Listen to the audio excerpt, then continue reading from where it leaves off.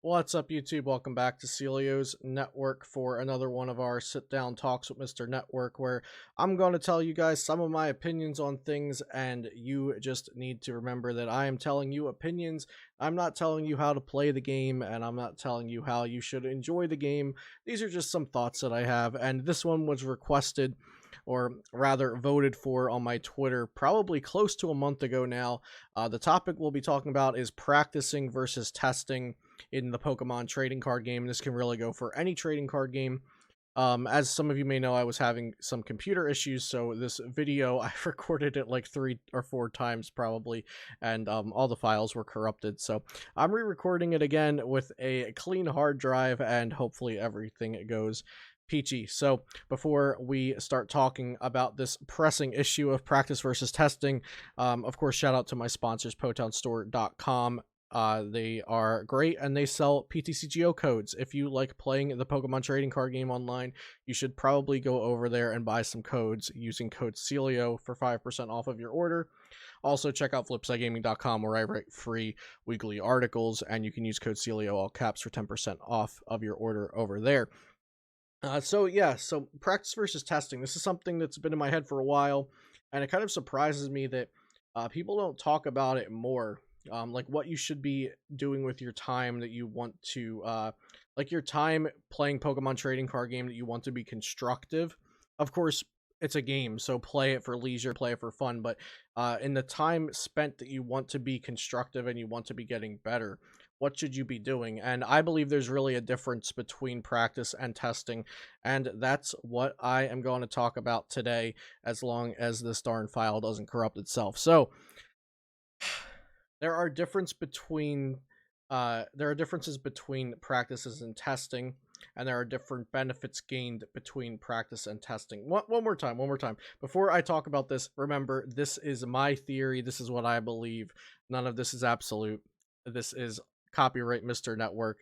That nothing, I'm not telling you how to go live your life. Just people are all, getting all hyped up on the whole pandemic thing, and they're sitting behind their computers and they need somebody to keyboard warrior at. So I'm just trying to circumvent that as much as I can.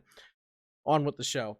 So there are different benefits gained between practicing and testing, and some players need to do one more than the other, or they should do one more than the other for production, to be productive, for their constructive time to be productive. So I'm going to explain what I believe the differences between practice and testing to be, and which one you should focus on, and the benefits from each.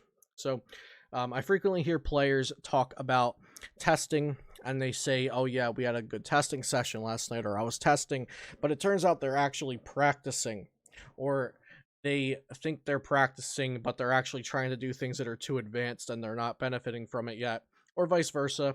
And a lot of times players will say, let's test, or I need to test, or let's test this deck, when really they need to practice. They're just not at that level where they can jump right into testing. A good example, a player that's a friend of mine, and I respect as a player and deck builder, who talks about this, or used to talk about it. Michael Catron. He's a really great deck builder and a really great player. You probably know him from this season of competitive play, because he's top 8'd a couple times, and he's day 2'd like 5 or 6 regionals. He's a really great player, very consistent, and he comes up with wacky decks a lot. I know he's been playing more traditional stuff this season, but in the past he's made these wacky decks, and kind of just skipped to the theorying and the testing with them. So, not really, he builds the 60 and then not really practices how does the 60 work, because he's played the game long enough and he's played so many intricate decks long enough to know how the deck works, and like how it's going to function, and what he needs to do intrinsically as a player to make it work. So he kind of skips right to the testing portion, and theorying out matchups and seeing what's going to affect it externally, not really internally. So just an example of a player who may not need to practice, or may not need to practice as much, because they can just go onto the testing and the theorying. So an example I'll give you of practice would be importing an Azacian ADP deck into PTCGO and you've never played it before. So you want to begin learning the general strategies of the deck, the common functions of the deck, what you need to do to make sure the deck is functioning optimally. And another general example would be someone just shuffling up a solitaire deck on their desk, right? And so you're shuffling up solitaire deck. You draw 7 cards. I think this is 6. So you draw 7 cards, and you play down your active. You play down your, and then you get your prize cards, put them down, and you just play a few turns at your desk or at your table or on your floor or whatever. And you just play a few turns. A lot of players will call it practicing solitaire to just get your optimal orders down, your sequencing of your actions, even shuffling. Practice shuffling; it'll save you some time.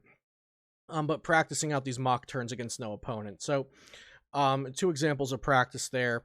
And if you're a beginner or just getting back into the game, or even if you're advanced, you day 2 tournaments, but everybody needs some practice. Those are just some things you might do to practice and help your side of the game, you helping the deck function as good as it can.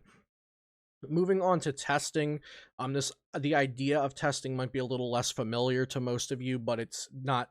You've seen it before, so it's not like practice where you've practiced since you were a baby, practice walking, practice riding a bike, practice writing the alphabet or whatever. So testing is a little different, and you can think of it as like scientific experiments where the researchers conduct tests to gain knowledge through the results and then analyze the results. So in trading card games, testing can be used to determine how to make a deck more consistent, determine how a specific matchup should usually play out, or even building new decks and theorying and those decks and experimenting with different cards. So coming from a psychology background, I feel compelled to explain the difference to you between explanatory and exploratory research. So exploratory research, giving a Pokemon TCG example, would be going into a matchup with no specific strategies or text that you're testing, just to see how it goes. So just to see how this matchup is, how the cards interact, how the decks interact, things you might have to change strategy-wise or card-wise, or things you might want to put into the deck or change up.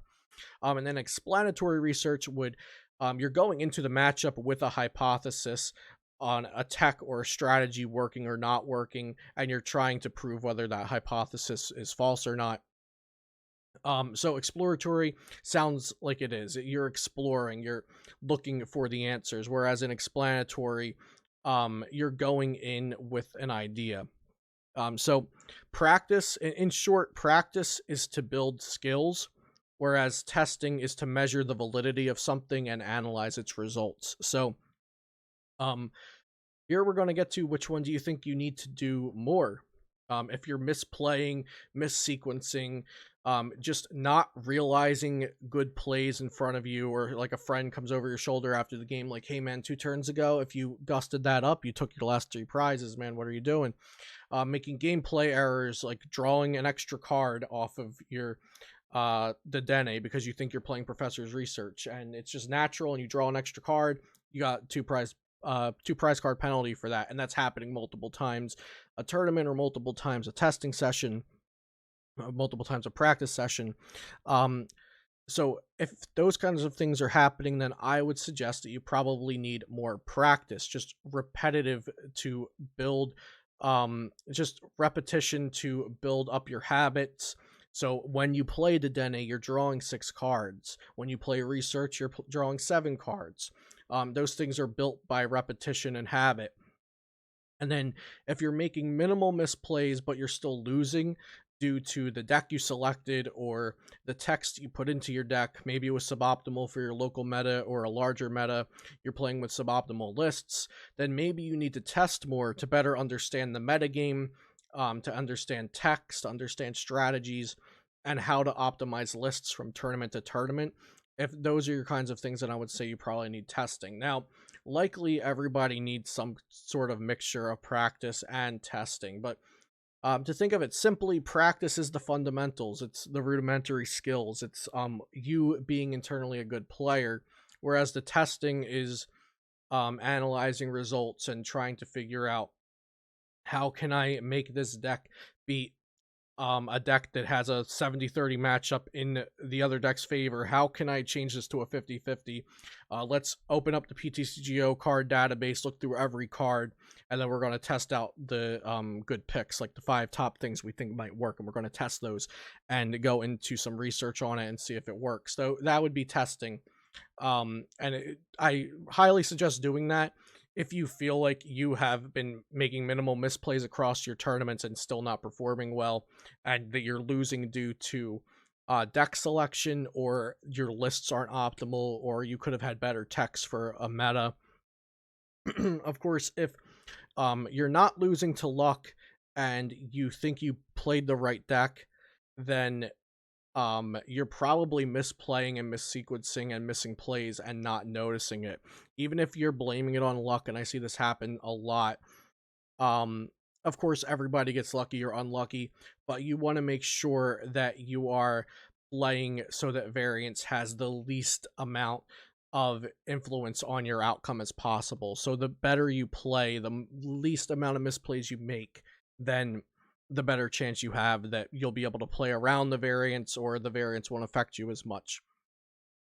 So I hope you guys enjoyed this. This was a topic that a lot of people were really interested in a few weeks back when I originally asked about it on Twitter. So as long as those people are still watching the channel 3 weeks later, we got the topic out, and I really like talking about this kind of stuff, as you might be able to tell since I'm rambling a lot.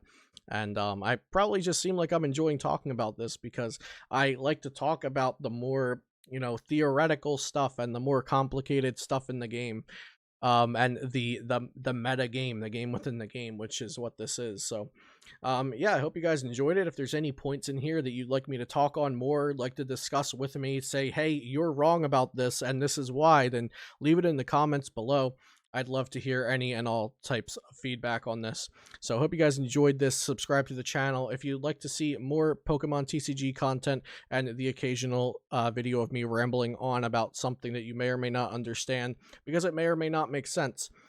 So yeah, subscribe if you liked it. Check out PotownStore.com and FlipsideGaming.com, and I'll see you next time here on Celio's Network.